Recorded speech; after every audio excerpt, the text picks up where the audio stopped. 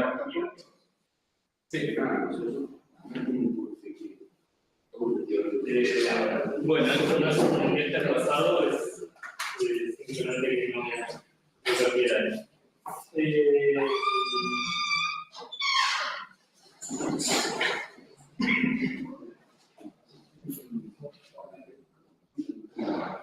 Entonces, la clase de hoy es empezar con lenguajes aplicativos puros, es decir, le extendemos el cálculo lambda con construcciones de operadores y constantes booleanas y enteras.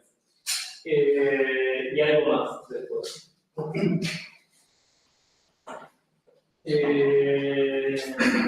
Entonces, ahora fíjense que el lenguaje, si hubiese pensado un poquito más, les hubiese presentado primero la sintaxis del cálculo lambda, perdón por la inconsistencia entre x y expr.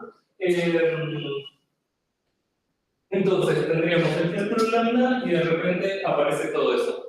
¿Sí? ¿Qué es todo eso? Son constantes. Tenemos una constante para cada número natural, constantes booleanas y operadores unarios como el menos y la negación, binarios, relaciones y unifrenes. ¿No podríamos, en vez de extender el lenguaje, o sea, la sintaxis del lenguaje, simplemente dar, dar variable, usar variable, y pasar las funciones con el valor regular? Y si querés dar una semántica operacional,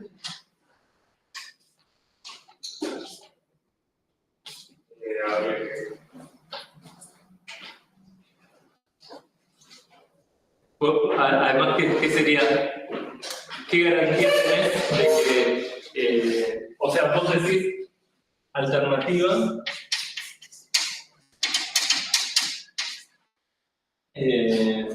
cálculo lambda, ¿sí? Cálculo lambda más expresión más expresión. No, tampoco, ni siquiera, simplemente... O sea, tenés una variable especial que se llama más. No, ni siquiera, cuando evaluamos la semántica nos quedaría como variables abiertas, funciones, y le damos valor pasándole lo que sería la semántica de esas. Está bien, pero yo ahora quiero, con esta sintaxis abstracta, yo puedo escribir 3 más 4. ¿Sí? ¿Cómo sería la tuya? Sería más 3, 4.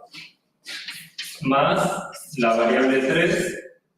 Claro, y la variable 4. Y la variable 4, y en realidad el más es una variable más. Claro. Así que para ser explícito desde que no le estamos agregando un operador, le llamemos más. Claro.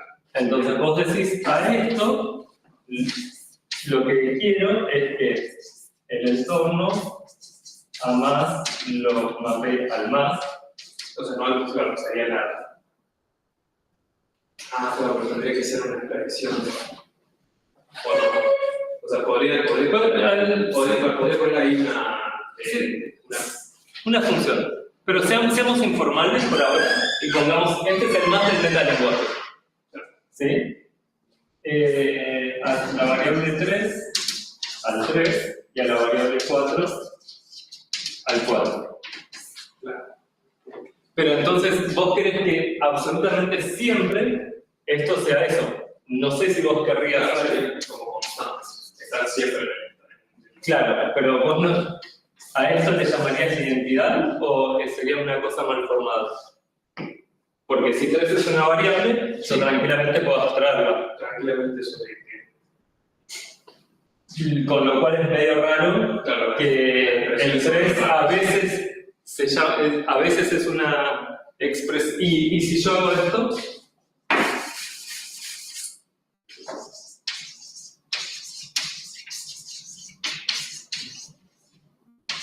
Eso, esta es la función. que suma 4 a cualquier cosa o es la función constante 7?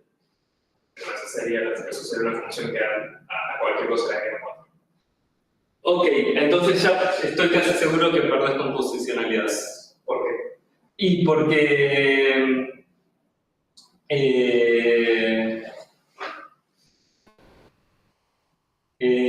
¿por qué? Porque la semántica de esto debería ser 7. Pero hay contextos donde la semántica de esto no va a ser 7, sino depende de lo que... Si reemplazamos el 3 con una X, sería lo mismo porque en realidad está... No sé si podemos... O sea, a mí lo que me sorprende es que la semántica de una variable depende de dónde aparece. Si es una... Primero, esto es una expresión abierta, porque tiene variables libres. ¿Sí?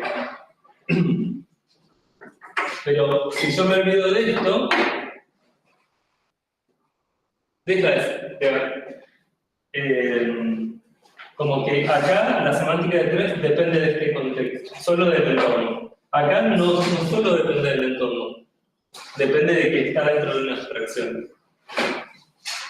No, pero eso no sería en el lenguaje lambda común también. Sí, pero en el lenguaje de lambda común nunca fijamos de prepo la semántica de las variables. Acá vos querés fijar de prepo, en algunos contextos, la semántica de las variables. Sí. Sí podríamos hacer que sean constantes y que solo tenemos aplicaciones, que es un poco lo que tiene Lisp. En Lisp tenemos constantes y aplicaciones. No tenemos operadores, o creo, en algunas versiones de Lisp, no tenemos operadores. Y eso lo podríamos hacer. Tenemos que escribir todo absolutamente aplicando y no tenemos una sintaxis especial para operadores simples. Pero esta es una mala idea y de hecho esto tal vez tiene que ver con algo que se llama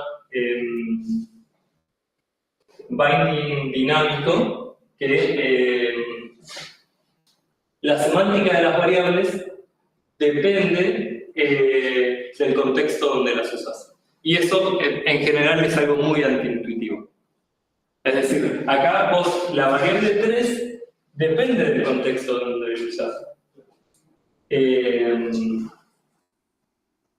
Hay un apartado en el libro que está interesante y por ejemplo las versiones de LaTeX de hace algún tiempo, no sé actualmente, tenían alcance dinámico y es un dolor de cabeza trabajar con un alcance dinámico.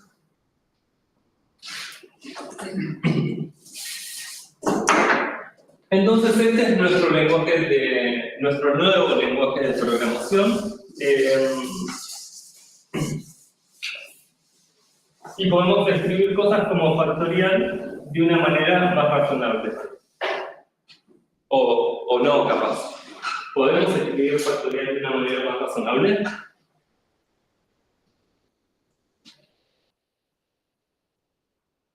A ver, en el anterior siempre podíamos, o sea, va a ser igual que en el anterior, solo que... ¿Qué es el anterior? Con el cálculo anda solo, Ajá.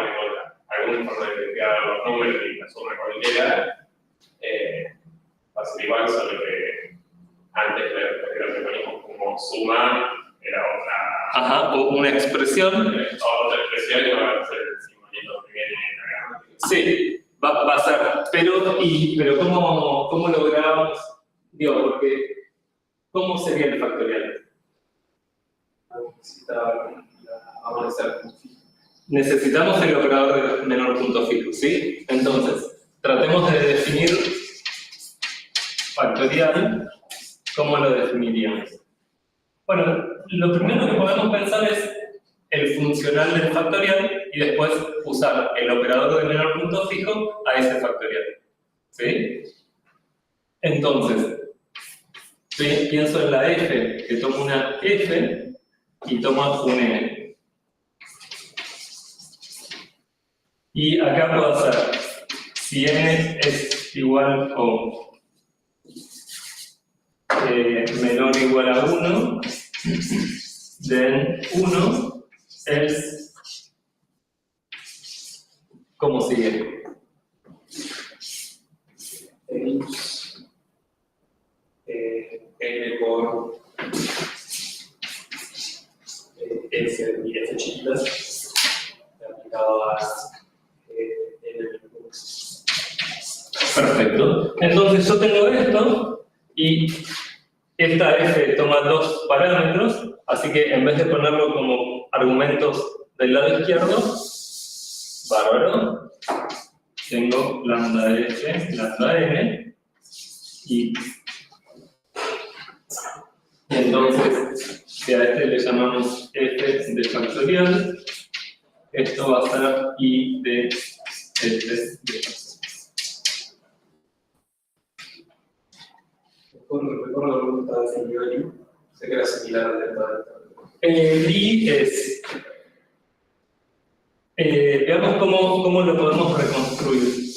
Y la idea de reconstruirlo era pensando en esto de la capacidad de encontrar un punto fijo para cualquier función en la semántica.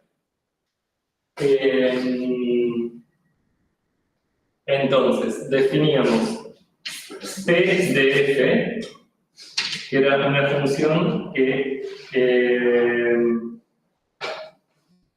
tomaba un C y me devolvía un C, donde C es nuestro universo semántico.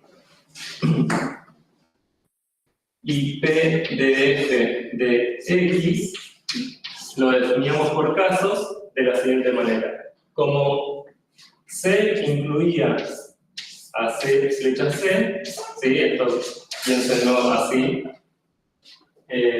Como C incluía a C flecha C, yo puedo preguntarme si X pertenece a C flecha C. Si X pertenece a C flecha C, yo hago f de XX. Entonces, esta ocurrencia de X se comporta como una función. Como X es una función y el espacio de funciones de C en C está incluido en C, yo puedo aplicar X a X. Y si no, devuelvo X, cualquier cosa.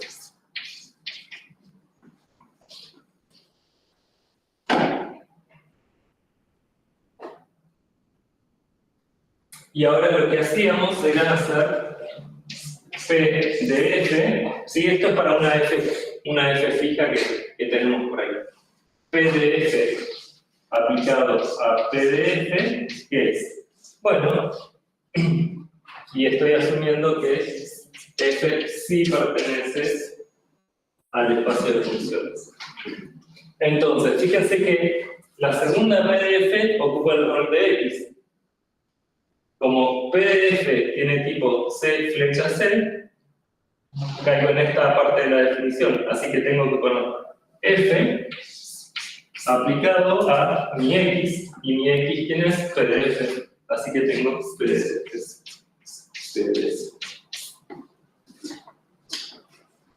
Así que lo que encontramos es que PDF es un punto fijo de F. ¿Sí?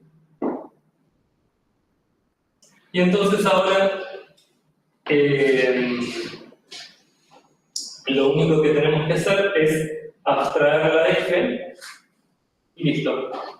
Entonces, la definición de I es lambda F PDF. ¿Pero qué es esto? Bueno, yo puedo pasar la X de aquel lado y me queda lambda X F de XX aplicado a lambda X F de X.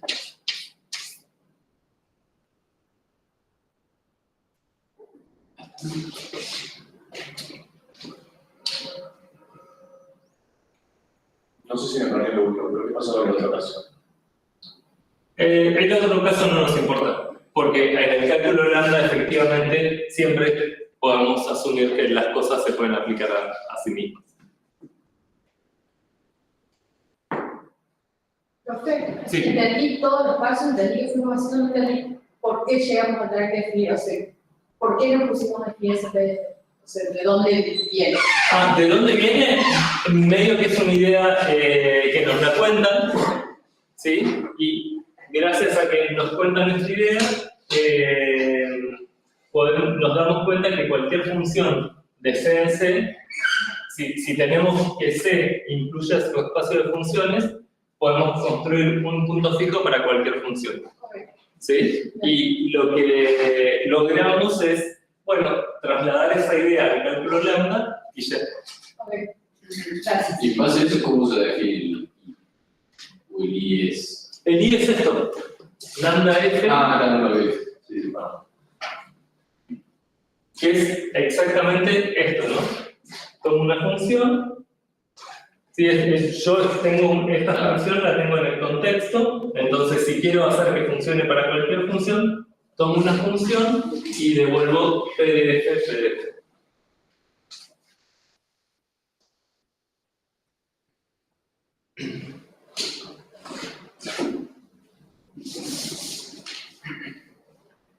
Por acá.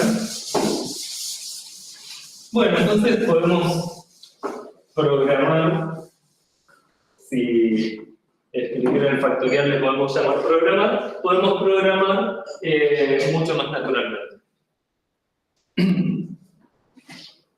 Ahora,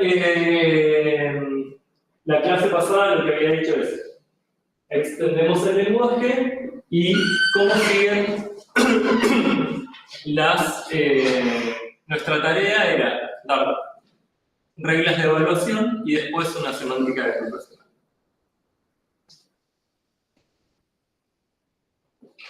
A ver, déjame estudiar cómo sería esto. Y para dar las reglas de evaluación, primero nos conviene definir las formas canónicas. Entonces, en el cálculo lambda puro, las formas canónicas serán abstracciones. ¿Sí? Tanto para Eiger como para normal. Ahora, ¿qué nuevas formas canónicas se les ocurre que tiene sentido considerar?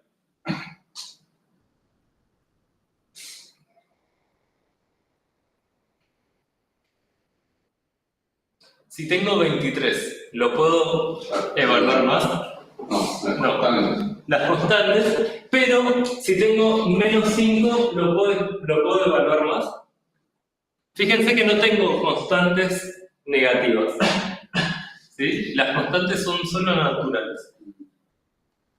Y bueno, la idea es que no lo puedo evaluar más, así que voy a definir mis formas canónicas como o bien son una forma canónica entera, o bien es una forma canónica booleana, o bien es una función, y las funciones son las abstracciones.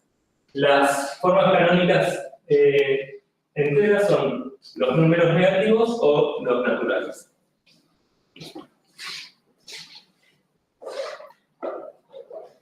Bueno, y ahora tal vez está bien recordar esto acá.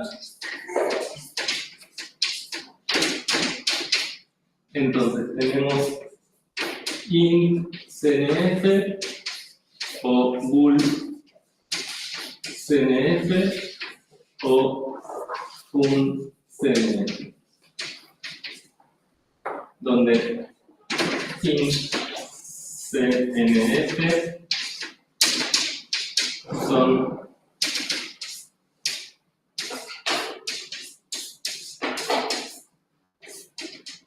esas cosas, las booleanas son solo las dos constantes booleanas.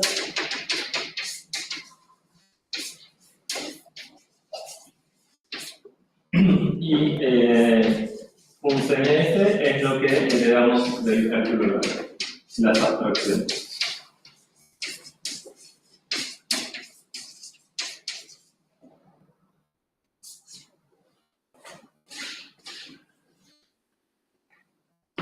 ¿Y sigue por algún motivo? O... Sí, pero las formas canónicas para normal hasta acá no van a cambiar. Porque efectivamente tenemos que preguntarnos si queremos dos formas de evaluación. Ahora que tenemos las formas canónicas a mano, pensemos cómo evaluar cada expresión. ¿Cómo evaluamos variables? Esta de la variable. Pero operacionalmente. Es medio una trampa la pregunta. Y a la misma variable. O sea, Pero bueno, pensemos. Hay nuestra gramática abstracta de formas canónicas. claro. ¿Nos permite llegar a variables? No. No. ¿Y por qué es una trampa? ¿Qué evaluábamos?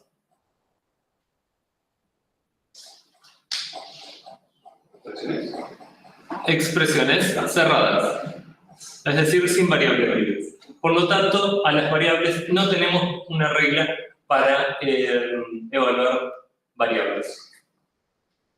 ¿Cómo evaluamos aplicaciones? Si yo tengo E aplicado a E', y recuerden que acá estamos en IGER. No me acuerdo dónde lo poní.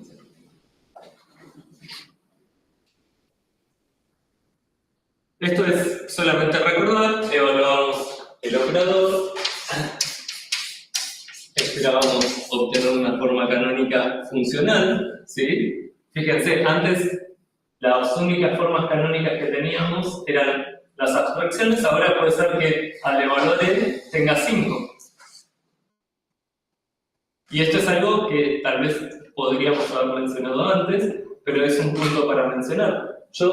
Este lenguaje es un lenguaje, como muchos lenguajes actuales, que me permiten escribir 0 más true.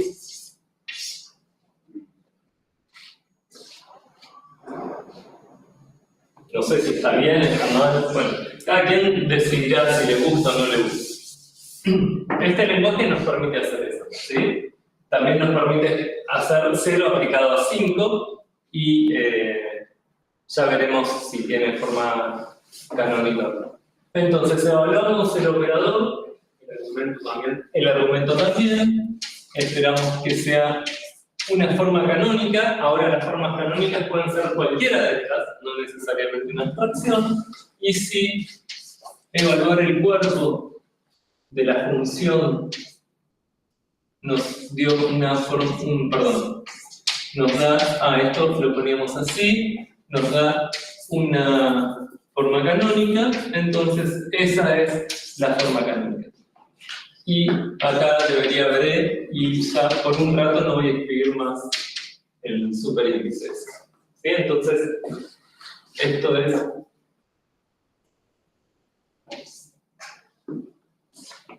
evalúo el operador si tengo una forma canónica funcional y si el argumento evalúa una forma canónica y si el cuerpo de la abstracción, haciendo el reemplazo del valor de la variable por la forma canónica del argumento, me da una forma canónica, esa es la forma canónica de toda la aplicación.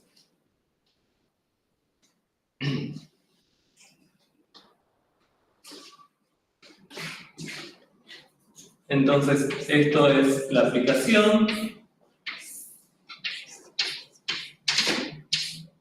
Si tengo una abstracción lambda b, ¿a qué evalúa? A sí misma.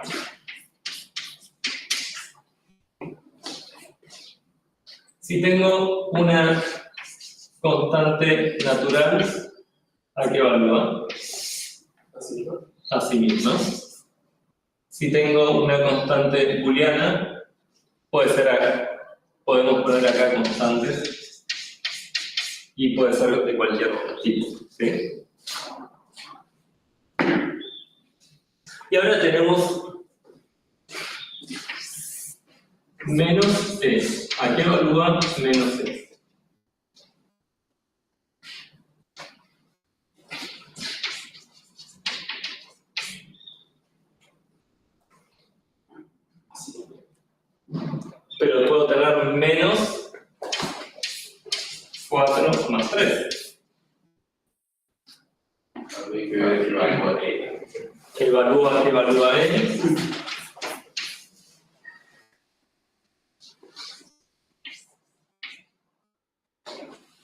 poner el menos adelante no tendrá sentido solamente si E evalúa alguna constante, ¿no?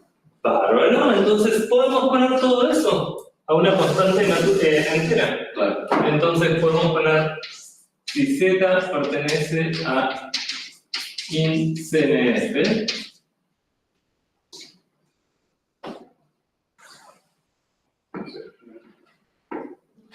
Lo voy a escribir de una manera un poquito distinta.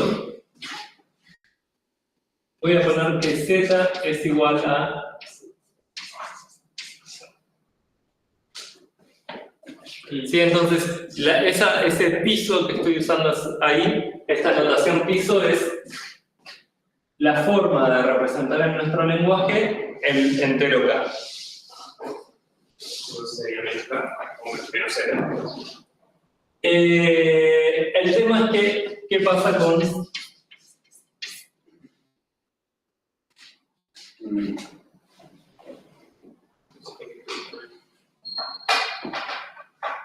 ahora? ¿Podríamos poner -1 por algo?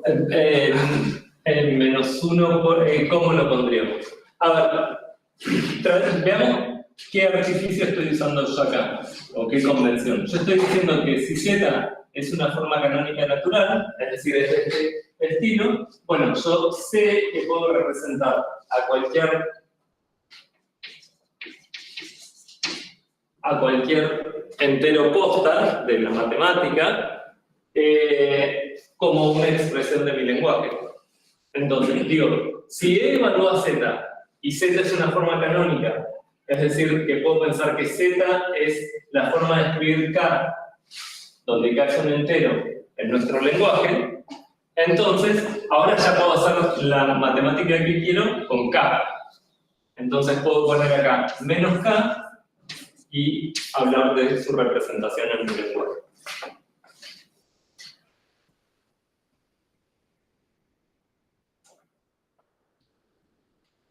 Entonces, veamos cómo sería eso. Para evaluar a qué evalúa eso, tengo que ver a qué evalúa -4. Para ver a qué evalúa -4, tengo que ver a qué evalúa 4. Como esto evalúa 4, y 4 es una forma canónica entera, y 4 es la forma de escribir el 4, entonces esto evaluó a la forma de escribir el 4 en la, menos 4, ¿sí? Pero entonces, como esto evaluó a -4, esto evaluó a la forma de escribir el 4. Porque acá puedo poner menos 4. Pero si quieren, puedo tener la delicadeza de escribir esto, lo que es matemática lo escribo en este lila, no sé qué. Entonces esto es matemática. Una pregunta, entonces. Sí.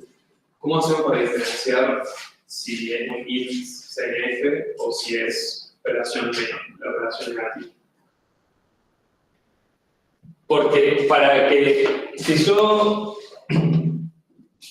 por el contexto, o sea, esto es la operación menos. Eso es verdad. ¿Por qué? Porque es algo del lenguaje. Y esto, en realidad, matemáticamente, yo sé que menos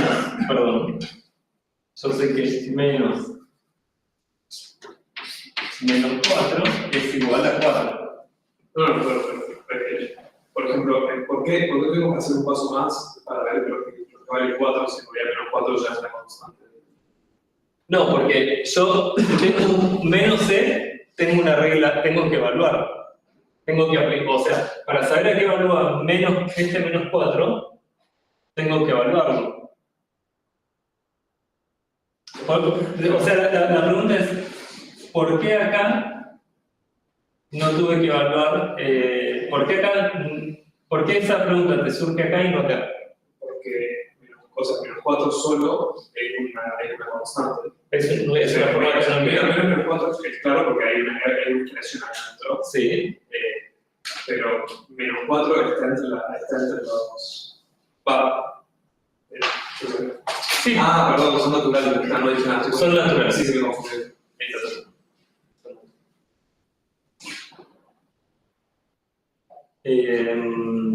Esto es una condición ahí que si Z pertenece a int de CNF no debe ser nada.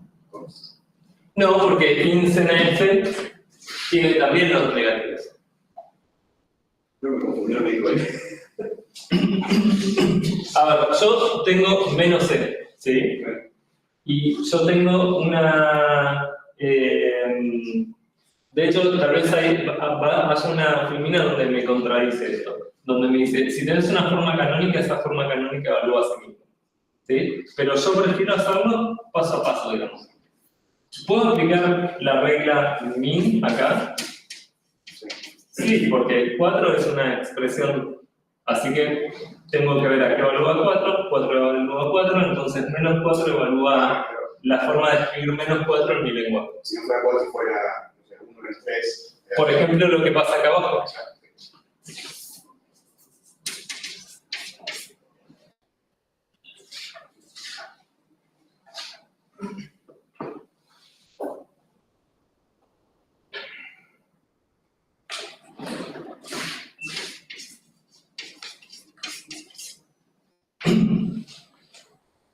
Bien, entonces ya sabemos que hay expresiones que no evalúan a nada por más que no diverjan. ¿Sí? No podemos decir que menos true,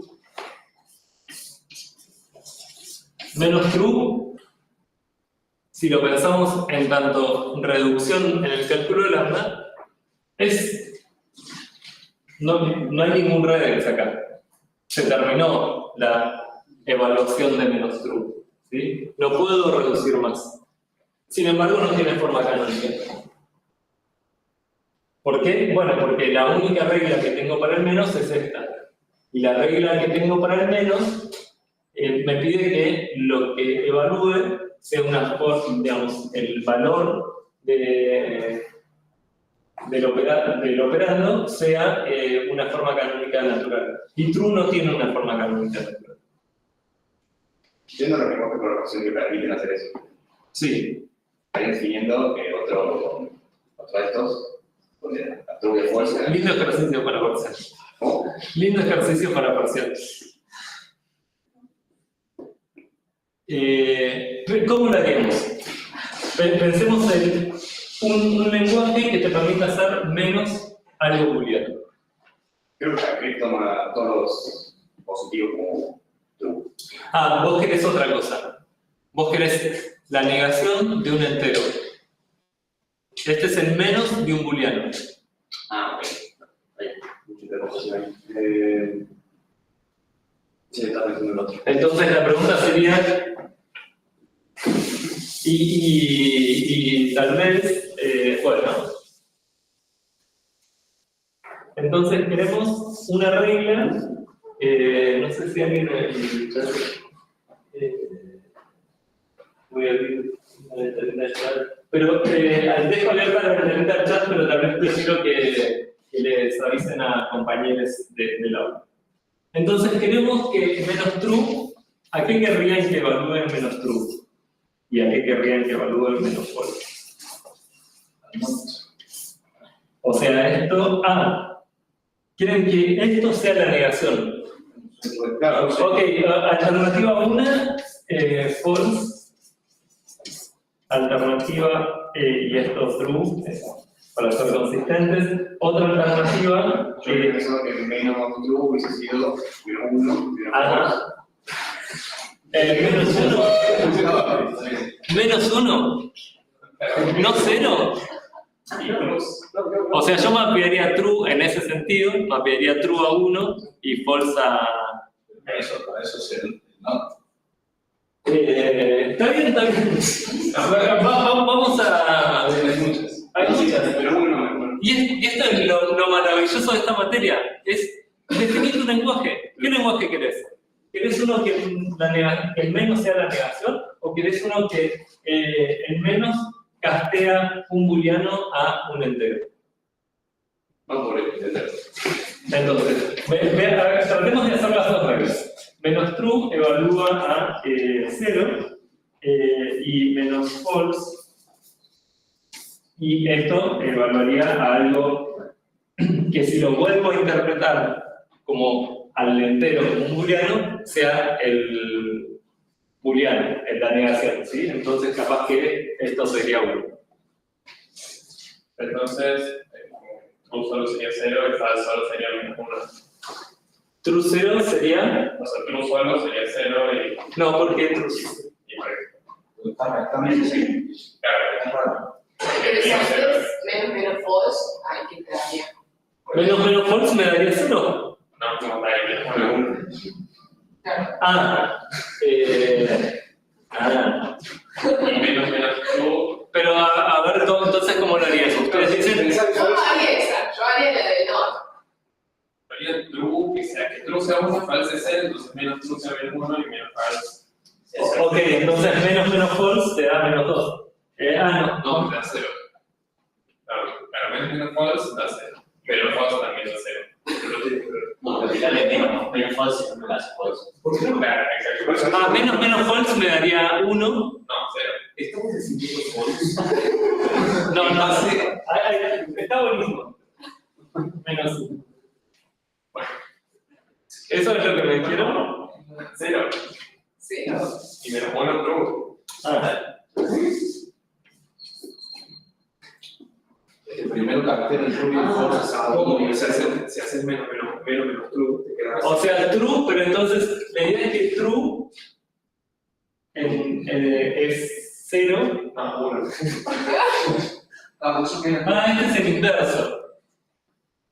Bueno, o sea, lo puedes poder asume que está. True es 1 y false es 0. Está bien. simplemente está poniendo. Ok. ¿Por qué usamos false? Porque no hacemos false, pero que false esté mapeado a menos 1 y true a 1. Claro, a veces simplifica el hecho de. Y ahí es menos true te queda menos 1 que false, menos false te queda 1 que true. Estamos usando 0 porque los compiladores de ahora son 0 por la operación compare o check, creo que es el hacer. No sé, los lenguajes que yo uso no te permiten escribir esto. Te escupen antes de compilar nada. Pero...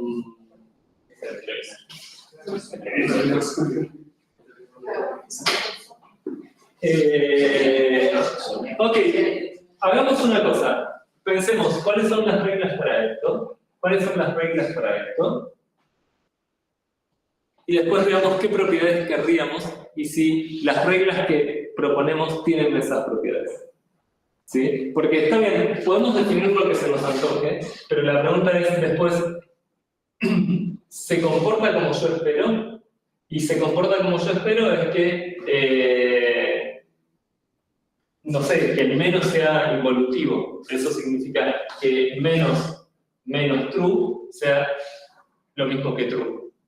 En cualquier contexto donde uso a true como una cosa aritmética. ¿Sí? Y que el menos false se comporte como false en cualquier contexto donde use el false como algo aritmético. Con 0 y 1 vale. Con 0 para false y 1 para true vale. Esto vale. Y vale lo que menos true es. Bueno, entonces tenemos estas dos propuestas. La pregunta es cómo logramos esto con reglas de evaluación. ¿Qué reglas damos para eso? Entonces, y acá hay una cosa, yo puedo tener más de una regla para la misma operación. Recuerden que en la semántica operacional de imperativo teníamos dos reglas para el while, ¿sí? Y poníamos condiciones afuera de la regla para ver cuál podíamos aplicar. Así que acá podemos hacer lo mismo, ¿sí? No es que tengo que hacer una sola regla que contemple este caso y este caso. ¿Sí? Entonces, sabiendo eso, pensemos, bueno, yo tengo otra regla, menos c, va a evaluar a... Entonces, si e lo primero que tengo que esperar es que E evalúe a una forma canónica. Y que le voy a pedir a esta forma canónica. Entonces, si Z es una bool canonical form y Z es el piso de algún booleano, ahora este es el booleano del metalenguaje. ¿Sí? Y en el metalenguaje, ¿qué operación tenemos? No. El not. Entonces yo puedo poner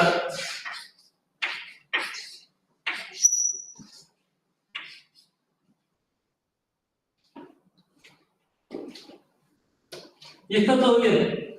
Evalúo el argumento, me fijo si es un entero, entonces uso esta regla. Si es un booleano, entonces uso esa regla. Si es una abstracción, bueno, qué sé yo, ya que estamos, podemos pensar que la negación de una abstracción es la abstracción y niego el cuerpo. No sé si es lindo eso, pero lo podríamos llegar a hacer. Y fíjense que con esto podemos probar que menos true reduce a false y que menos evalúa false y que menos false evalúa true.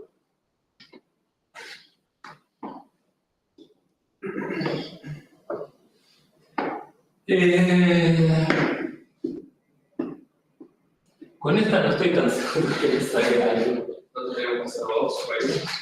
Capaz que sí. No, a ver, el 3 es un booleano del metalenguaje, así que podemos poner una excepción if-else del metalenguaje. Bueno. Si E evalúa Z,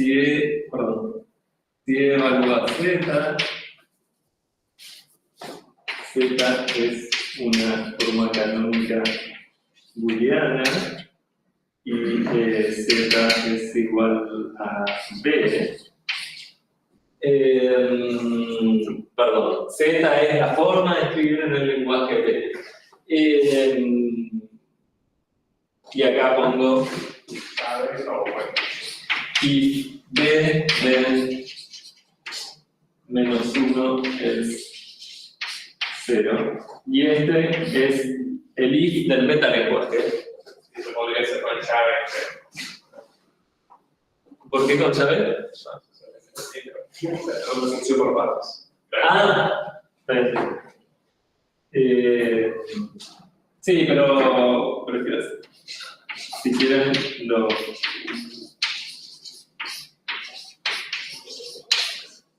Cosa que no se entienda nada. Y efectivamente podemos hacer las reglas que nos vengan bien para el lenguaje que queremos. Y si queremos que no nos dejen hacer eso, ustedes decían, los lenguajes que yo uso me escupe antes de que pueda hacer eso. Excelente. Eso. Lo que definimos es encima de nuestra sintaxis abstracta, pero dentro de el mundo del lenguaje, un sistema de tipos Okay. que estratifica o clasifica las diferentes construcciones. Y eso nos restringe mucho. Por ejemplo, los lenguajes tipados, fuertemente tipados, no nos permiten escribir un operador de menor punto fijo. Okay. Pero sí pueden tener construcciones que nos permitan hacer menor punto fijo. Ya vamos a ver eso.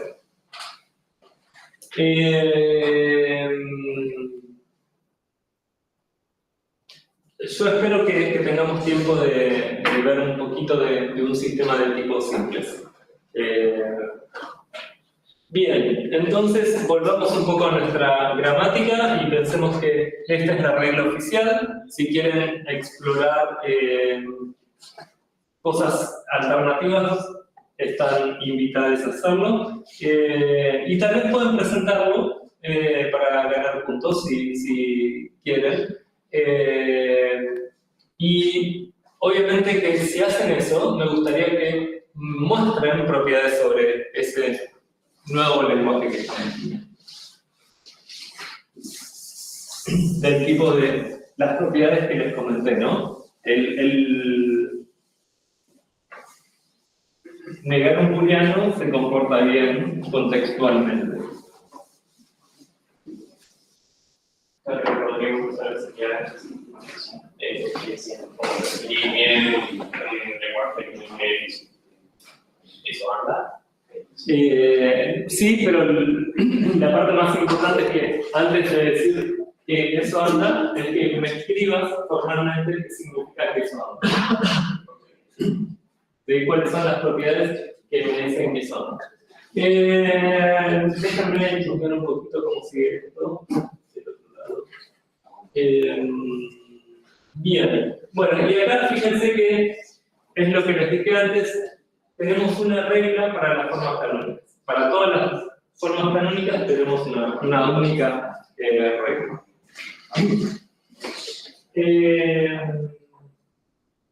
Y ahora,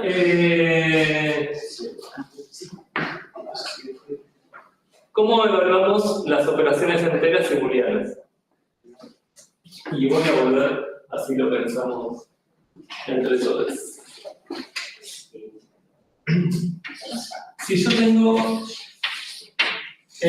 circulito E', donde E más circulito, donde el más circulito es una meta variable para expresiones booleanas, para operadores binarios. Entonces, lo que puedo decir es, si E evalúa, y ahora lo escribo acá, a una constante K, y E' evalúa a una constante K', entonces esto evalúa a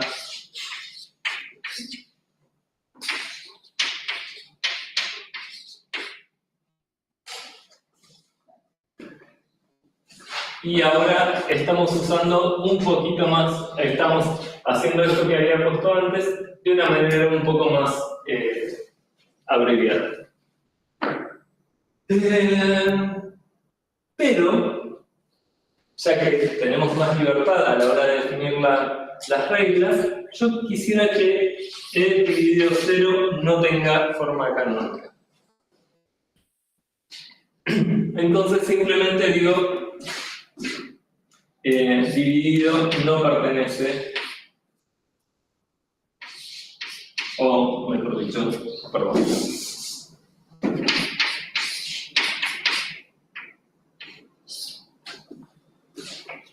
Es para cualquier operador binario, excepto para dividido. Están en los puntitos suspensivos.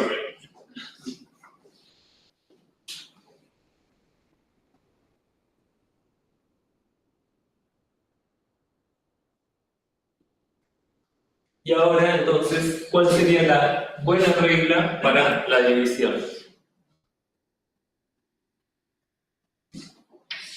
Entonces, ¿cómo divido? Pero la regla anterior no es tiene el piso, no. Sí. Gracias. Entonces tenemos que evaluar E, tenemos que evaluar prima.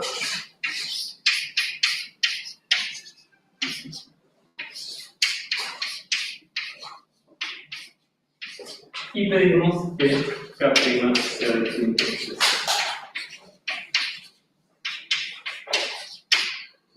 Y entonces ahora sí podemos poner K dividido K'.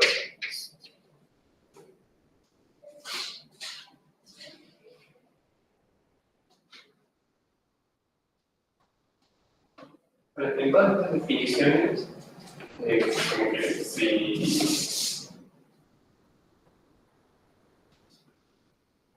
O sea, como que por pan no se siente lo va a tener en cuenta después, pero como que no se tiene en cuenta nunca qué pasa cuando E no es algo que llega a un index. Veamos, entonces, O sea, como que se va a quedar así la forma normal. es que acá no hablamos de formas normales, hablamos de formas canónicas. Sí.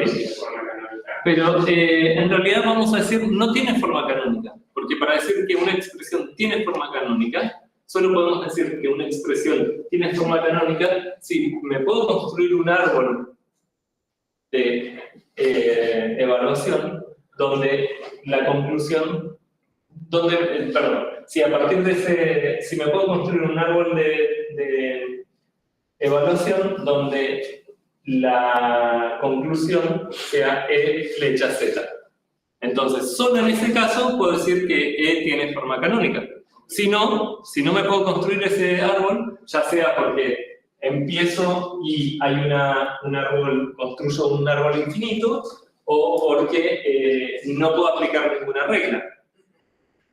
Pensemos en esto. Si tengo 3 dividido 4 menos 4. Tal vez lo escribo allá abajo.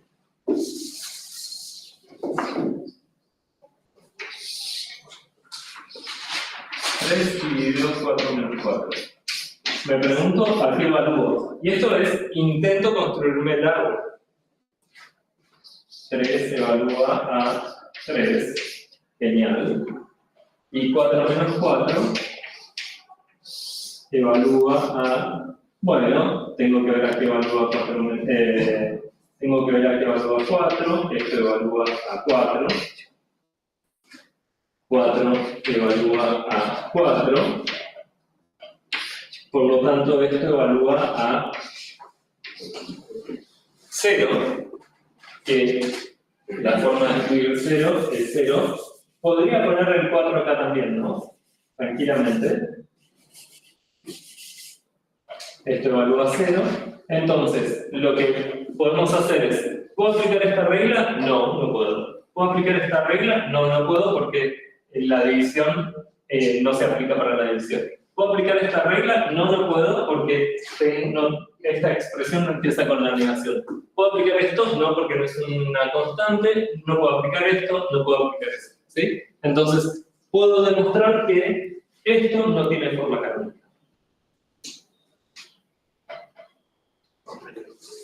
¿Sí? Porque veo todas las reglas que puedo usar para justificar esto y no puedo aplicar ninguna.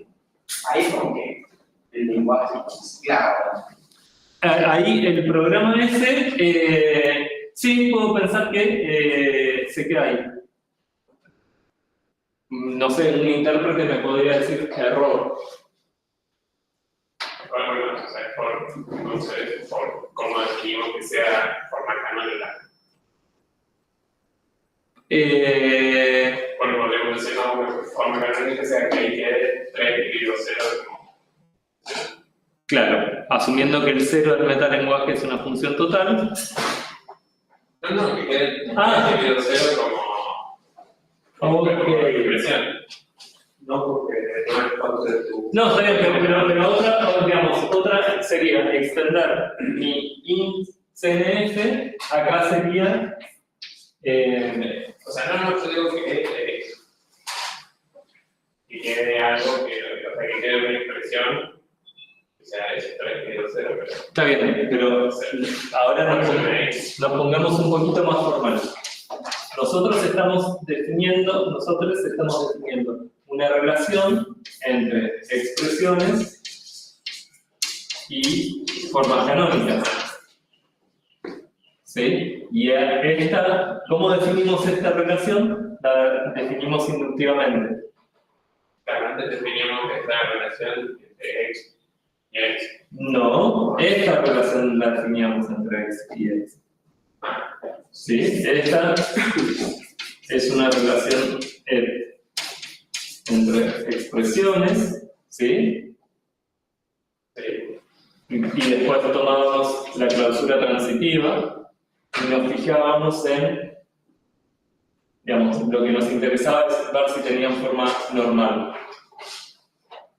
Con alguna estrategia de elegir redes podemos llegar a la primera forma canónica. ¿Sí? Pero siempre en el cálculo lambda también. Esto es una relación entre expresiones y formas canónicas. Pero ahí antes las formas canónicas tengan, por expresiones. Acá también, acá también. Las formas canónicas son expresiones. Podríamos, porque como formas canónicas. Ok, pero entonces, estoy de acuerdo, en eso estoy de acuerdo, pero tenemos que cambiar nuestro conjunto de formas canónicas. Tenemos que agregar algo del tipo algo. O sea, cualquier cosa que no se pueda dar encima. Entonces podría ser x dividido 0. Pero más o menos, porque entonces vos me decís, primero definí tus reglas, que querés que sea una relación entre expresiones y formas canónicas, y definí tus formas canónicas en función de las expresiones que no se pueden evaluar. Pero ahí estás definiendo las dos cosas al mismo tiempo. Y hay que ver cómo te las arreglas para que eso sea una definición bien fundada. Sí, pero podés decretar. Cualquier división por cero es una forma canónica. Entonces ahora vas a tener la identidad dividido cero, es una forma canónica. Pero tendría que ser cualquier. InCNF. O cualquier ICNF o cualquier cosa de algo dividido en cero. Entonces, si pones cualquier InCNF y la agregas acá, vas a tener 3 dividido 0 dividido 0. No te preocupa eso. Entonces podría ser. Ok. Hay otra forma, que es decir, no, la evaluación no toma una expresión, o es una relación entre expresiones y formas canónicas o error de tipo. Y acá, o error. Y entonces acá devolvemos un error. Si K' es igual a 0, devolvemos error. ¿Sí? Error no sería otra forma canónica. Error no sería una forma canónica.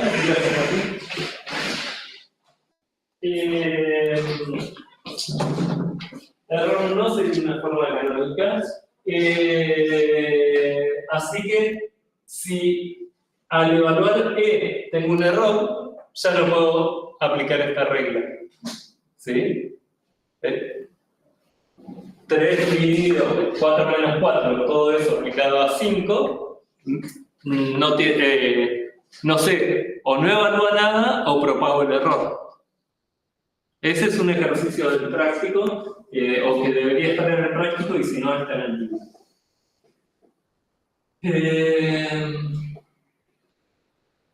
Y la otra cosa que decía, que se me chispoteó, es preguntarnos, bueno, que ya lo estuvimos charlando, así como podemos definir que E dividido 0 nos da algo que no es una forma canónica, que es error, también podríamos agregar otra cosa que sea type error y menos de true nos dé type error. ¿Sí? Entonces, así como podemos propagar el error, podemos propagar el type error. ¿Quieren que hagamos una pausita?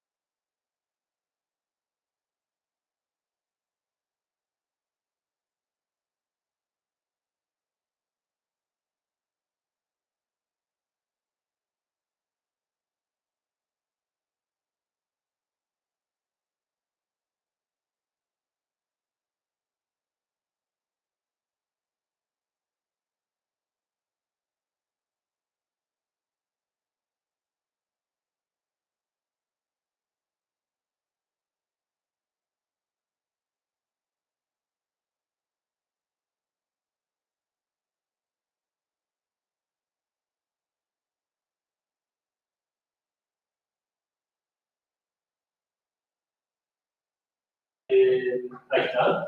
Bueno, entonces estamos viendo las reglas del if. Entonces evaluamos la guarda. Si la guarda evalúa true, ¿qué deberíamos hacer? Evalúa de 0. Y si de 0 tiene una forma canónica z, esa es la forma canónica. Y el if false es parecido. Si la guarda evalúa false y la rama correspondiente tiene forma canónica, todo tiene forma.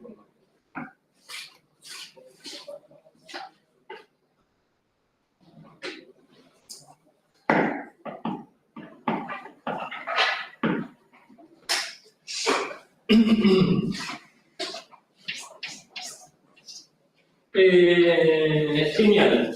Entonces, tenemos el cálculo lambda, que es Eiger, y las operaciones que son Eiger, o podemos decir, ¿habrá alguna diferencia entre Eiger y normal en el resto de las expresiones? Más allá de que todo el tiempo tenemos subarbolitos, y en los subarbolitos ahí está la regla de la aplicación, ¿no?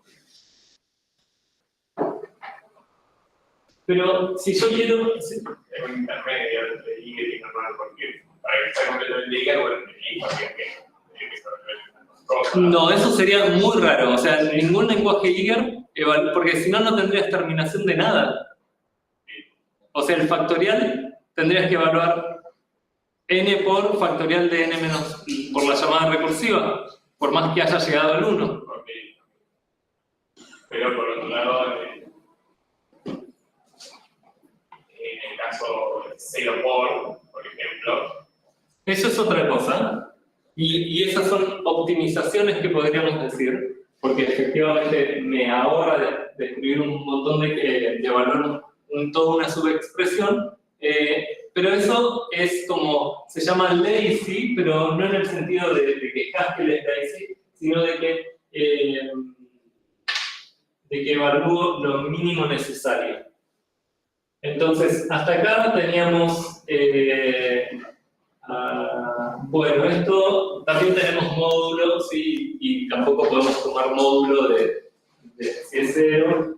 Y fíjense que acá tenemos constantes y tenemos las operaciones de comparación también.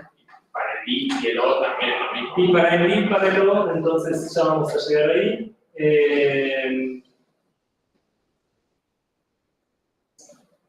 Todo lo que hicimos, ¿sí? Lo que hicimos. Y ahora vayamos a la única diferencia es las formas canónicas, digamos, la aplicación. Es toda la diferencia que vamos a tener.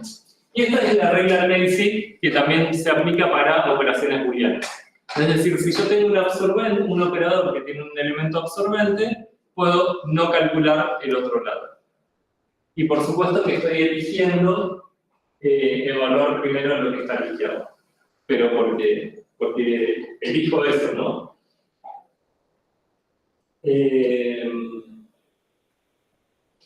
Y en particular para las booleanas podemos tener la versión lazy definiendo los colectivos como if then else.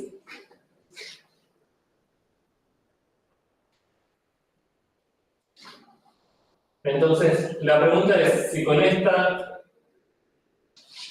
definición de la conjunción, si ahora la conjunción es syntactic sugar para este if then else. Y el' es si entonces E', si no false.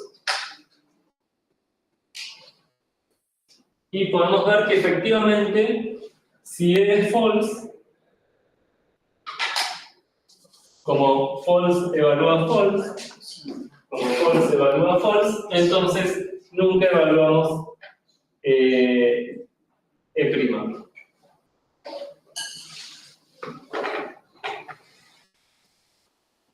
¿Quieren que lo hagamos? No.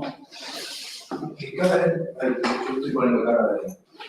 explicar es de si el I es un sugar para el if-then-else, entonces normal de I va a ser igual.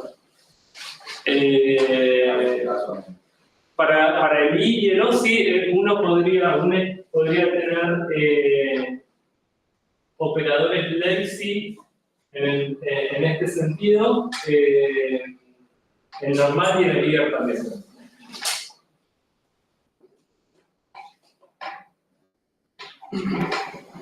Y mi forma de entenderlo es, bueno, si tenés cualquier operador que en la matemática tiene un absorbente, no calcules el otro lado si no lo necesitas.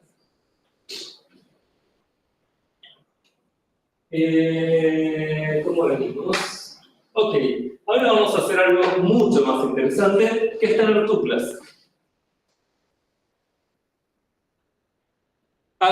Perdón, antes de empezar con esto, me gustaría estar seguro que estamos comprendiendo cómo se evalúa y qué significa formalmente las reglas de evaluación, ¿sí? Entonces, definimos una relación binaria entre expresiones y formas canónicas que nos va a determinar cuándo una expresión tiene un valor, cuándo una expresión tiene una forma canónica. ¿Cómo determino si una expresión tiene una forma canónica? Si yo puedo hacer un árbol de derivación donde en la conclusión del lado izquierdo tengo esa expresión y del lado derecho tengo alguna forma canónica, entonces la forma canónica de esa expresión es ese valor. Y estoy diciendo la forma canónica y en realidad no sé si esta relación es determinista. Es algo que debería probar. ¿Sí? eso que dijiste es recomendable, ¿no? Porque tiene una cantidad finita de reglas. Tengo una cantidad finita de reglas.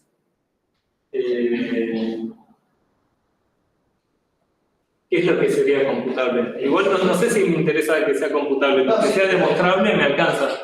Ya, es la frase que la última frase que dijiste, porque habéis dicho que esa relación te permite la relación de ayer con su forma, con sus formas. No estaría tan seguro, porque tengo un lenguaje que es Turing completo. Claro, pero eso me hace pero si yo me pongo a chequear si puedo justamente evaluar y en el momento me clavo. ¿Y cómo sabes que te clavas? ¿Qué significa clavarse? No puedo, por eso te digo, no puedo aplicar una regla finita. Si yo puedo aplicar una regla finita, Está bien, ese es un caso. La otra es que siempre puedas aplicar. claro.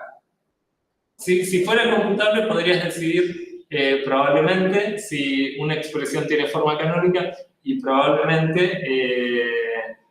O sea, ¿estarías diciendo eso? Si decís que podés computar de una forma, si una expresión tiene forma canónica, estarías diciendo eso. Y por otro lado, tal vez puedas codificar el problema de la parada usando esto.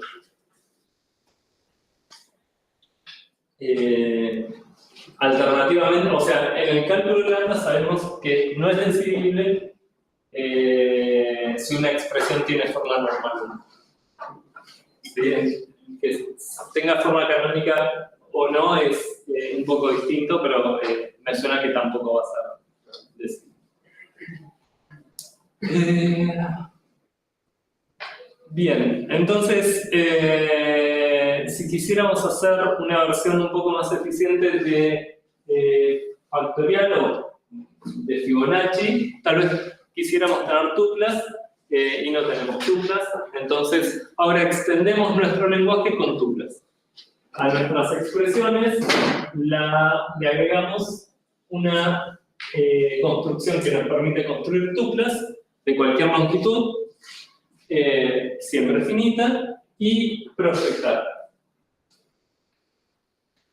Y fíjense que hay una diferencia entre lo que podemos poner en las tuplas y lo que podemos usar para proyectar.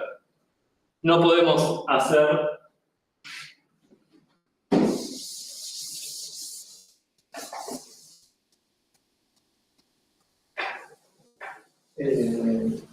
si bien podemos construir tuplas que tengan cualquier cosa,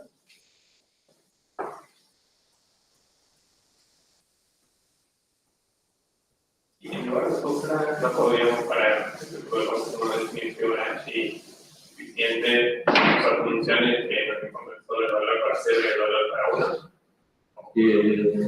Puede ser, no sé.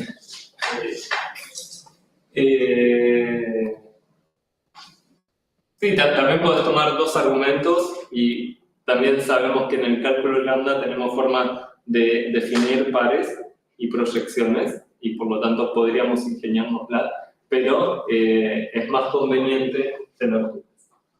Entonces, una cosa que podemos hacer es poner la identidad en el primer componente, el 1 en el segundo componente, false en la tercera, y estas son todas formas canónicas, ¿sí? Es una tupla que solo tiene formas canónicas. Pero yo también puedo poner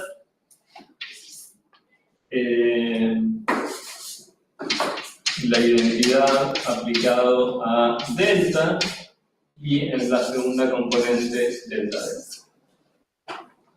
¿Sí? Son dos ejemplos de tuplas. Una cosa que no me permite la sintaxis, y acá puedo proyectar y poner 1, y acá puedo proyectar y poner 5. ¿Sí? La sintaxis no me limita qué elemento de la tupla quiero proyectar, acá eventualmente voy a tener un problema, pero lo que no me permite es tener una tupla cualquiera, y proyectar 2 más 1. ¿Sí? La gramática abstracta de nuestro lenguaje no nos permite hacer eso.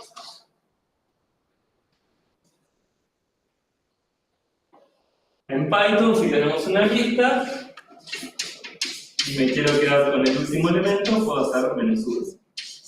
Bueno, esto tampoco me permite contar de atrás para adelante.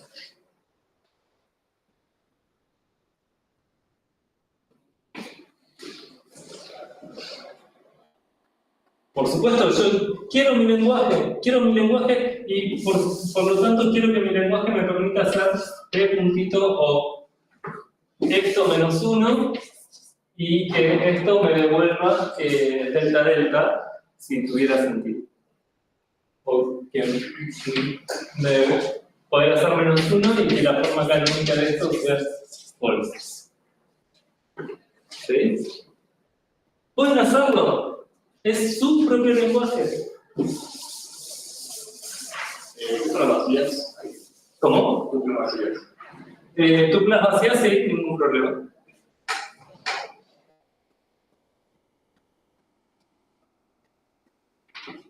Y ahora la pregunta es, ¿cuáles son? Tenemos nuestra nueva gramática. La pregunta es si agregamos formas canónicas.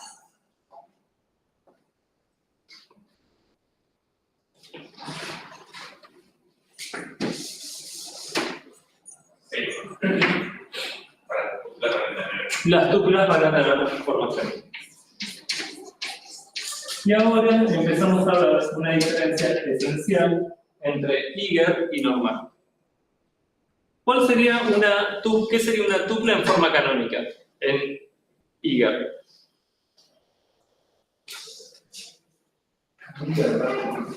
Sería una tupla donde en cada componente tengo una forma canónica.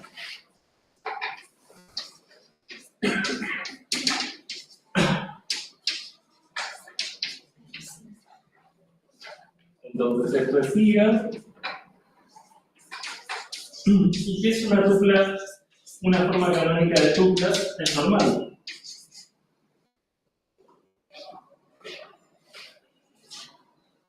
Y acá yo les pregunto, si en Haskell ustedes pudieran escribir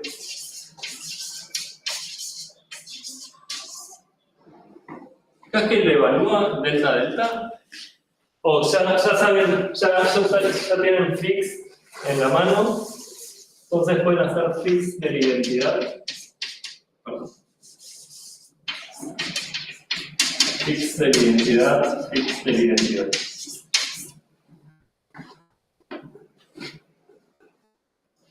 Si ustedes en el prompt de Haskell ponen esto, lo que quiere hacer Haskell es mostrarles esto, ¿sí? Por lo tanto, ahí sí tiene que evaluar esto y tiene que evaluar esto. Pero tranquilamente ustedes pueden poner acá 4, y estoy casi seguro que eso tipa, y hacer 3, y esto les va, perdón, 2, y esto les va a decir 4. Y inclusive puede hacer fix ID, tail. ¿Cómo? Fix ID y tradicional tail. Tail, en realidad no querrías hacer las,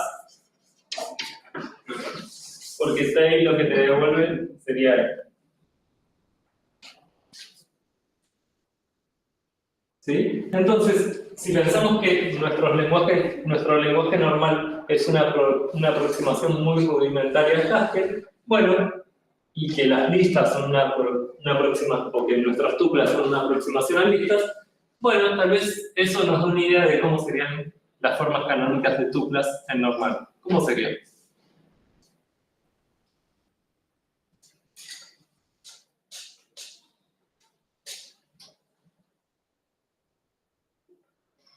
Serían tuplas de expresiones.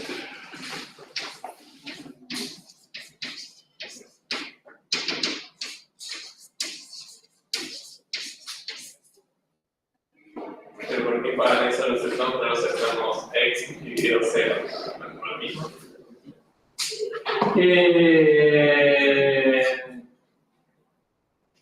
No, yo no tuve ningún problema con x dividido 0. Claro, porque la realidad es que va a pasar. Porque lo que tiene más sentido por cómo venimos haciendo todo es que sean unas tuplas de que sean. No, porque de la misma manera que yo no sé si quiero, de la misma manera que yo sé que no quiero evaluar el lado que no corresponde al intel, también sé que solo quiero evaluar los componentes de las tuplas que voy a necesitar efectivamente. Claro, pero la expresión final, como cuando el Haskell quiere mostrarlos, quiere de todo. Está bien, pero por eso, si yo hago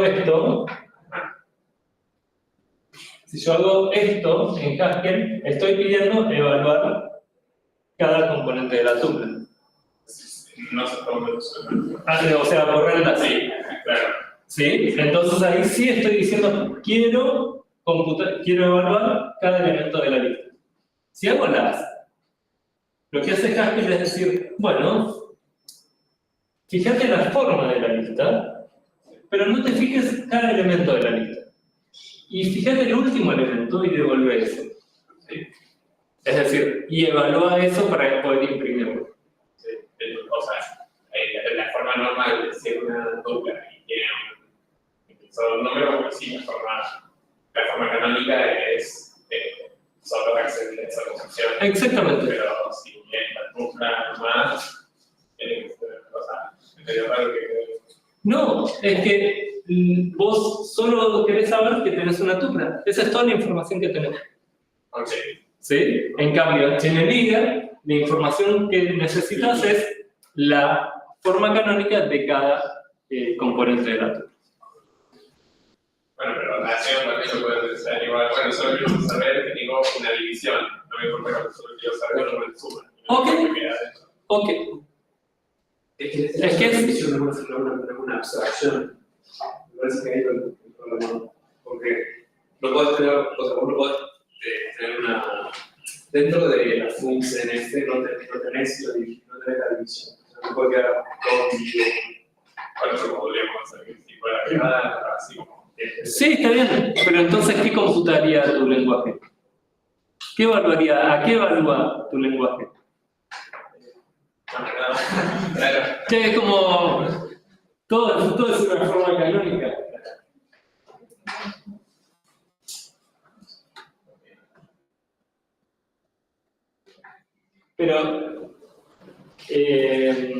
Pero de vuelta, son decisiones de diseño. Estamos diseñando nuestro lenguaje, ¿sí? Y hay lenguajes que, como OCaml o ML o Lisp que se parecen a estos, y hay otros lenguajes, como Haskell, que se parecen a estos. ¿Sí? Entonces, está bien modelar, saber cómo modelar, cómo aproximarnos a esas dos cosas. Haskell, si uno pone la tupla sola o la lista sola, se la evalúa entera. Solo la evalúa entera porque vos estás pensando en que en el GHCI Sí, querés mostrarlo. Sí. Pero en realidad lo que está forzando eso es la definición de show o de put string line, lo que sea que haga el intérprete. Pero el punto es que para evaluar las de algo, vos tenés que ver solo la forma de la lista. Haskell le pone X es igual a las de algo, no hace nada hasta que intente mostrar X. Exactamente. Pero lo que pasa con los iniciales, cualquier cosa. Sí. Pero si vos... en eso estoy de acuerdo, pero la forma de pensar eso es, si yo pongo una división dentro de una lista, no evalúa la división. Y en nuestro caso tampoco vamos a ver. Si vos pones la división 3 dividido 4 en nuestro lenguaje, o no sé, 8 dividido 4, en nuestro lenguaje, dentro de una tupla, en el lenguaje normal, no lo vamos a evaluar. Ahora, si accedes a ese elemento de la tupla, sí la vas a evaluar. Sí, eso es igual. Sí,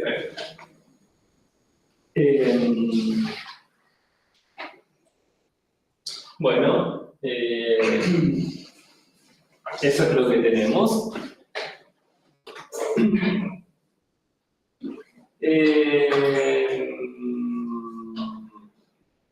Y acá tenemos un ejemplo de una tupla donde tengo 2, la función constante 1 y el numeral 2, ¿sí? Del cálculo largo.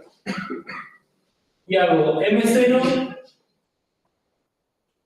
Ahora, a esto le llamo M y quiero ver a qué evalúa esta expresión, ¿sí? Y después veamos con esta M a qué evalúa el normal. Pero tal vez tengamos que dar las reglas primero para poder hacer las evaluaciones.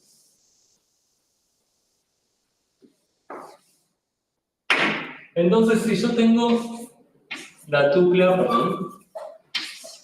E0 n-1 y quiero evaluar la Niger, ¿qué tengo que evaluar? Cada expresión. Tengo que ver que E0 evalúe a Z0 y que n-1 evalúe a Z. Y esto me da la tupla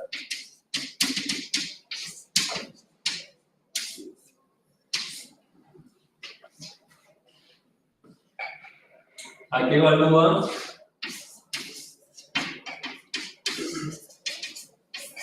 El normal. Así mismo.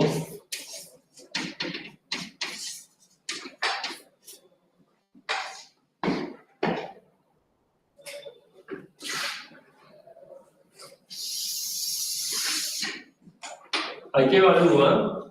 E puntito K. En I. Es decir, ¿cuál es la regla para la proyección? Tengo que considerar que E tenga acá posiciones y se lo toca a nuestra red. Ok, entonces yo tengo que ver que E evalúa a Z0, Zn-1 y acá que es K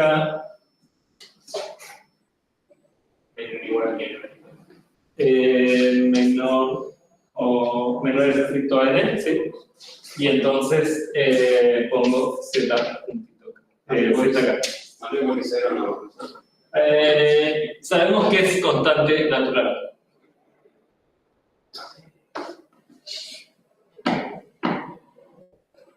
Y ahora veamos la diferencia. Aquí evalúa la proyección en normal.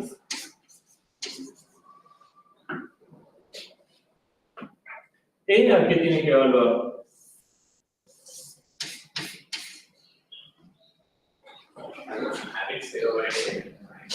A una tupla, y como estamos en normal, va a ser una tupla de expresiones, voy a pedir que K sea menor a N.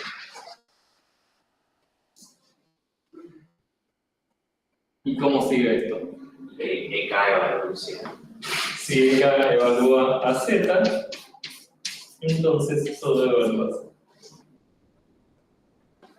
¿Sí? Y por supuesto, siempre que acá dice N, acá dice N, acá dice N.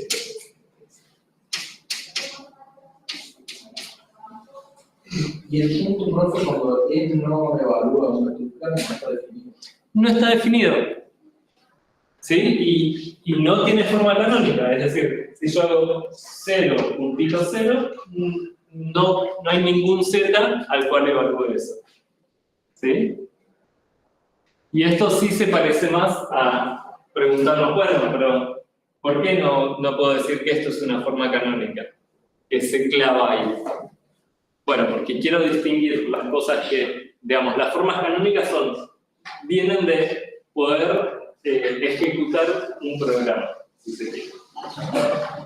Profe, pregúntame por acá, pero ¿por qué entonces si no lo vamos a evaluar nada y no va a dar nada, por qué permitimos que se puedan escribir cosas como 0.0? O sea, ¿por qué lo tenemos en expresiones válidas? De vuelta, porque sería muy complicado dar una gramática que al mismo tiempo te chequee esos problemas de tipo. ¿Cómo lo resolvemos con tipos? Decimos, bueno, tengo mis expresiones mal tipadas y sobre eso defino mi conjunto de expresiones bien tipadas. Entonces, ¿cómo sería en este caso concreto? Vamos a necesitar lo que se llama un contexto de tipado para darle sentido a las variables libres. Y si E tiene tipo θ 0 por θn menos 1,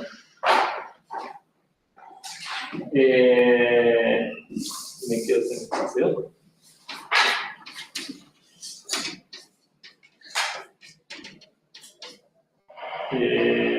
θn menos 1, entonces E puntito K tiene tipo θk.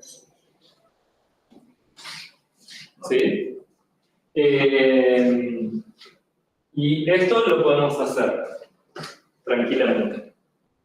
Entonces, otra cosa que vamos a poder hacer es decir, si E tiene tipo θ prima, en Haskell, en vez de θ prima, usaríamos A y B, ¿no? Si E tiene tipo A flecha B y E prima tiene tipo A, entonces E aplicado a prima tiene tipo B. Ese tipo de cosas. Entonces, vos podés definir tu sistema de tipos y después evaluar solo expresiones bien tipadas. Entonces, ya eso nos saca un montón de problemas. De nada.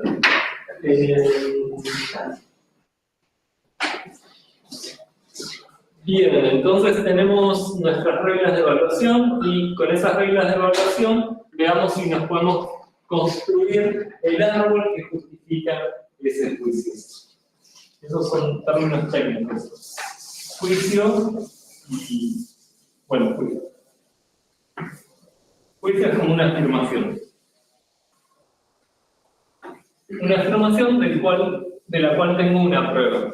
Y en este caso, la prueba es un árbol de derivación. Entonces, voy a usar esa abreviatura de n y quiero ver a qué evalúa m proyectado en 0, m proyectado en 2 aplicado a m proyectado en 1. Para ver a qué evalúa eso de Niger, bueno, tengo que usar la regla de evaluación de las tuplas. Me decían, se evalúa m en 0, por un lado, fíjate eso que si podés construir un árbol y por otro lado este árbol.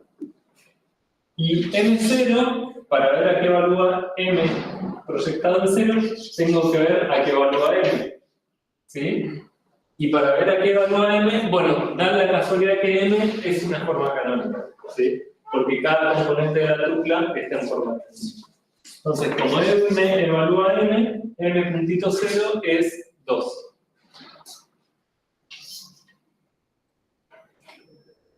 Y ahora tengo que ver a qué evalúa M puntito 2 aplicado a M puntito 1. Para eso tengo que usar la regla de la aplicación. Para eso tengo que ver a qué evalúa M puntito 2. Para ver a qué evalúa M puntito 2, tengo que ver a qué evalúa M. Que evalúa a M. Y esto evalúa a lambda F, X, F de F de X.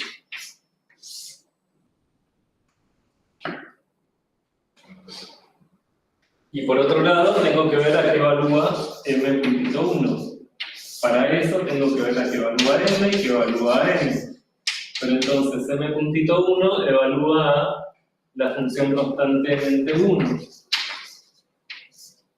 Y ahora, como tengo un valor para el operador, un valor para el operando, tengo que ver a qué evalúa el cuerpo de lambda f, lambda x, f de x, donde reemplazo f por lambda n.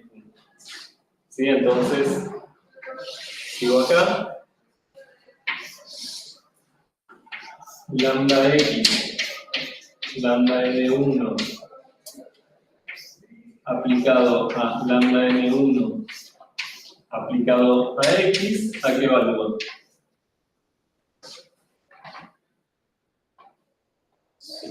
Así mismo. Por lo tanto, como M0 evalúa 2 y todo esto evalúa a lo que evalúa esto, todo esto evalúa a lambda x, lambda n1, lambda n1 aplicado a... Por lo tanto, esto evalúa a la tupla 2, lambda x, lambda n1 aplicado a lambda n1 aplicado a x. ¿Sí?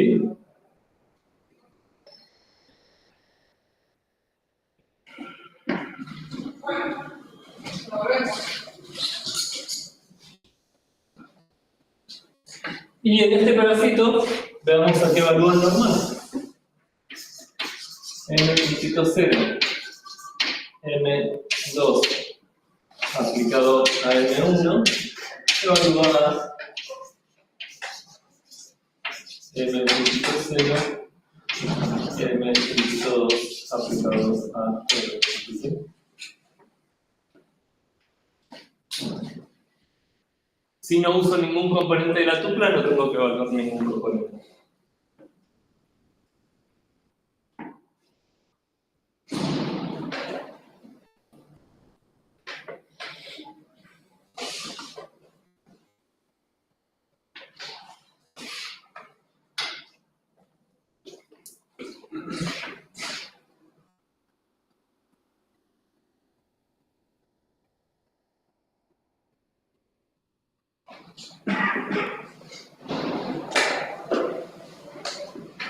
Y con esto podemos cerrar la clase.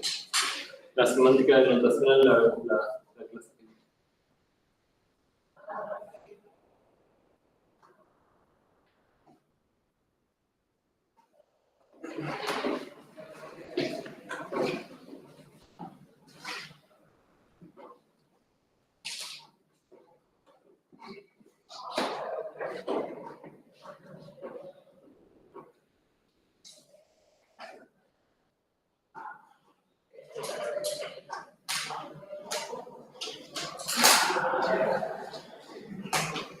Y tal vez en estos 2 minutos que nos quedan me permite una digresión solo para comentar cuál es la principal diferencia entre nuestro lenguaje normal y un lenguaje como Haskell, que es Lazy, además de normal.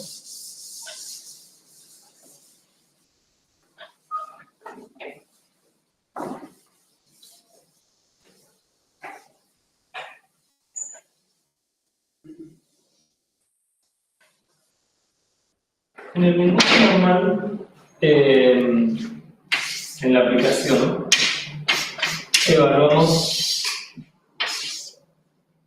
y esperamos que sea una abstracción, y después reemplazamos el cuerpo de esa abstracción, la variable, por el argumento. ¿Sí? Y si esto nos da una forma canónica, esa es la forma canónica. Por supuesto que puede, en esta abstracción, en el cuerpo de sombrero puede haber varias ocurrencias de la vena. El ejemplo de recién era lambda f x f aplicado a f de x. ¿Sí? Y lo que pasó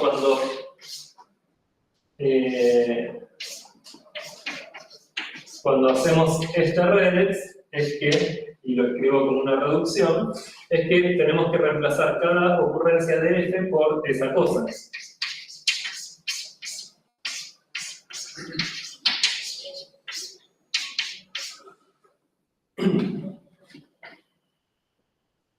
Ahora imagínense que esto es muy caro de computar. ¿Sí? Si el argumento es muy caro de computar y lo tuve que sustituir y la variable que sustituyo aparece varias veces en el cuerpo, entonces estoy copiando algo caro muchas veces. ¿Sí? Entonces la diferencia de Haskell con el normal es que en vez de hacer este reemplazo, acá dice, voy a poner un huequito y un puntero a esa expresión. Voy a poner un huequito y puntero a esa expresión. Entonces, eventualmente, en este caso, tengo que evaluar lo que tengo en el puntero, lo que estoy apuntando. Entonces, lo evalúo y lo uso si lo necesito, y en todos los otros lugares mantengo el puntero al valor que obtuve. Entonces, evalué una sola vez algo que debería haber evaluado muchas veces. Y si se dan cuenta, esa ganancia es la que tenemos en el IGER.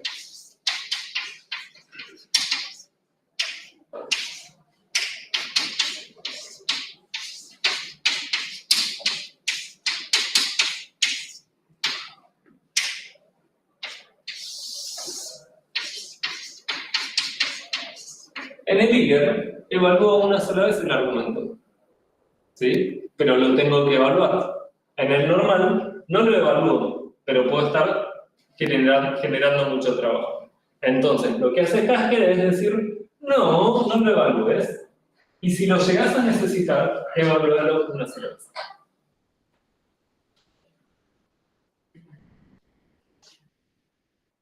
Y ya vemos que dar semántica a esto que hace Haskell sería más complicado porque necesitaríamos tener algo en nuestras reglas que vaya manteniendo este puntero que se llama el heap.